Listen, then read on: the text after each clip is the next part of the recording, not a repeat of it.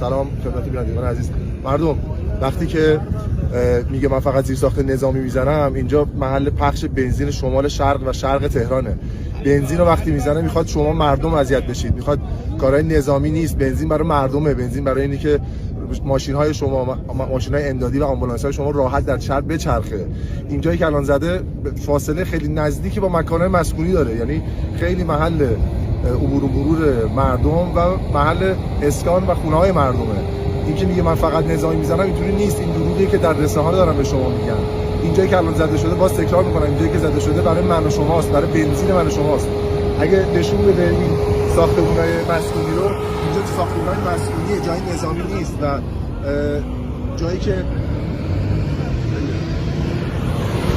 و به قول قوه الهی البته مشکلی در سوخت‌رسانی پیش نمیاد، ولی اینجا نظامی نیست و اینجا متعلق به همه ماست، برای بنزینه و برای ماشین‌ها و ماشین‌های آتش‌نشانی و ماشین‌های امدادی است.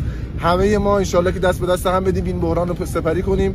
فقط به رسانه‌های بیگانه مردم توجه نکنید. این که میگه من نظامی میزنم، اینجا نظامی نیست مردم، اینجا نظامی نیست، اینجا یه زیرساخت شهریه واسه شهر تهرانه که مورد هدف قرار گرفته.